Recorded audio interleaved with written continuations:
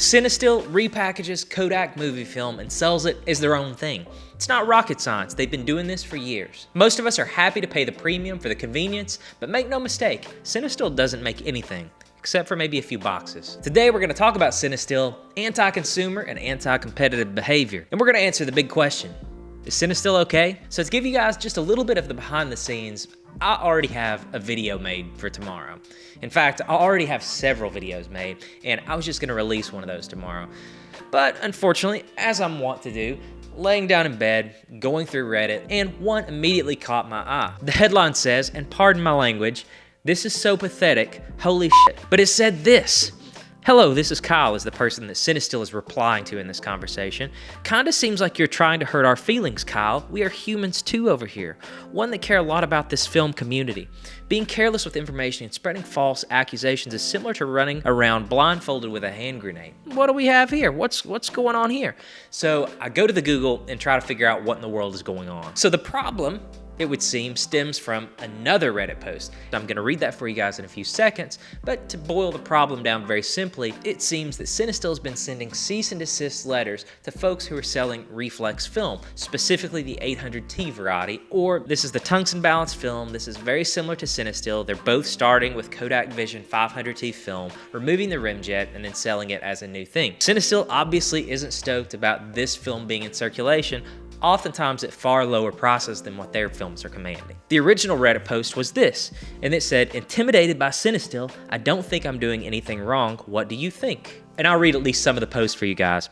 "I'm a solo small business owner selling films from my one-bedroom apartment. I don't have deep pockets that Cinestill has, and I'm concerned as my 23-year-old eBay account, 500 5-star ratings, stands at risk of suspension. I'd listed Reflex Lab 800 films for sale on eBay, Etsy, and Shopify several months ago. Back in May 2023, Cinestill had directly contacted those platforms claiming that I had violated their trademarks, and specifically for eBay, your listing was reported by the rights owner listed below as a counterfeit item. Please see the policy below for information about why we don't allow counterfeit items." At the time, Cinestill was right in its assertion that Reflex product was listed as 800T. The Reflex Lab films are the issue. They're infringing on the product itself. So the only corrective action for your listings is not to sell the product. Using any variation of our trademarks that benefits from the goodwill constitutes an infringement. 800 tungsten, 800 space tungsten, 800T, T800, etc. It can't even be similar. This is just the process of protecting against counterfeit goods and not a reflection on you. The post goes on from there and it talks about how that person had contacted a lawyer, but the drama continues. This was not the only person that Cinestill had accused of selling a counterfeit good. There was another post, this time on the blog of someone called Cat Labs, who also sells some film. Their post is called "We Got Sued by Cinestill," and I'm gonna post this up for you guys to see right now. But it says Cinestill Inc. v. Cat Labs. And this one says, "A few months ago, Cinestill sued us and many other small businesses around the world. Some of these businesses that got sued are as small as one-person entrepreneurs just scraping by with the sales of film in their communities. They sued us for what they see as an infringement of the trademark 800T, which they only registered in late 2022, just a few months before launching this global legal assault. Now it all turns out that this effort was trying to stop a company from selling a product that competes with Cinestill's own by threatening legal action against any store or small business that carried this competing product, going as far as putting some sellers at risk of being banned from the platforms that they sell on." And to me, this sounds like they're referring to the other post on Reddit that we just talked about.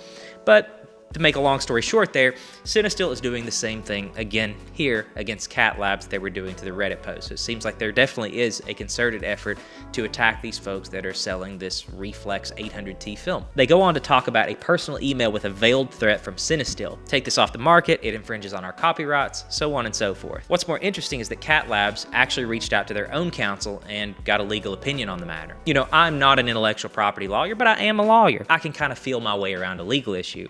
And the thing that immediately popped into my mind is the thing that they've tried to copyright or trademark is this 800T moniker, which seems on the face ridiculous because films have been designated by their numbers and letters for the entire time we've been shooting film, for 100 years. These are critical identifiers. Every single film stock that is released from any company in the world has a number and a letter in it, right? They're not the first person to release a tungsten balanced film and stick a T at the end. There's Fuji 64T, there's Portra 100T, 400T, on down the line. People have been doing this for a lot longer than the founders of Cinestill have probably been alive, if we're being honest. This strikes me as just absurd. And going back to the email says, we later heard from an expert trademark, getting to my legal instincts, their email actually says, we later heard from an expert trademark lawyer that the trademark 800T should not have been allowed in the first place, even the most basic judicial scrutiny. If it ever went to court, as if it were a descriptor or a designator of specifications, neither of which are allowed to be registered as trademarks. This seems obvious. This is like Nike trademarking shoes or Adidas trademarking ball. Like these are technical terms. These are just what they are. We don't call films Laser Eagle or Piranha Bot or Orange Nebula. Films don't have weird names like that. Sometimes they do, but they also have a number and a letter, because these are technical specifications that you need to know on the face. I would posit this question to Cinestill. What is Reflex Labs supposed to call their 800T film stock? 3200Q doesn't mean anything. These numbers, these letters, they have meaning. They are technical terms. They should not be allowed to be trademarked. And the fact that Cinestill is so violently going after these companies reeks of fear. They're afraid of these companies making the same things that they are and selling them at lower prices, which is exactly what's happening. I said it at the beginning of the video, this isn't rocket science what they're doing. I can open up the website to bnhphoto.com with a few crisp 20s and buy all the things needed to make my own Reflex 800T, Cinestill 800T.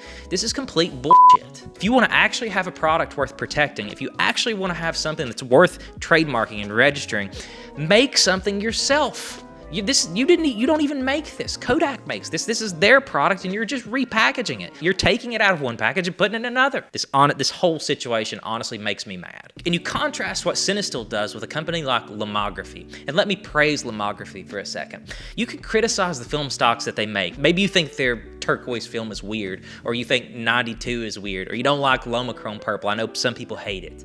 But at least they make their own stuff. Right? At least somebody come up with a formula, send it to Kodak or whoever's making their film, and they created a novel product that does not exist. Something that is worthy of protecting. This is unique to them. This is their own. Cinestill has done no such thing. In fact, in the past, I predicted that they would come out with 400D film.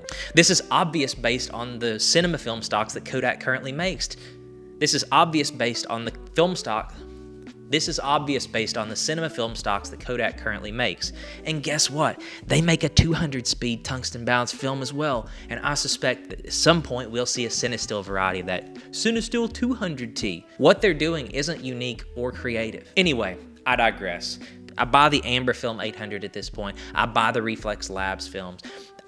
At this point, there is no justification for paying the prices that Cinestill commands. Buy the other stuff, because it seems like they're a crap company anyway. So Cinestill, if you're watching, here's a message. Make something unique if you actually want to go to war for it, because if this goes back to court, you're gonna lose. This is Adidas trying to copyright protect ball. You're on shaky earth here, and there's a reason why that you didn't take B&H Photo or Adorama or any of these companies out there that are selling Amber 800T to task. You didn't send these cease and desist letters to them because they actually have the pockets to fight you, and you know you'll lose. This is 100% corporate bullying and should not be tolerated. This is 100% anti-competitive, anti-consumer behavior and should not be tolerated. You're in the wrong here, Cinestill. But if you enjoyed watching me take the piss out of Cinestill, allow me to take this moment to direct you to the video where I opened up a salt mine with respect to Peter McKinnon moving to film. I know I sound like I'm frustrated. I am.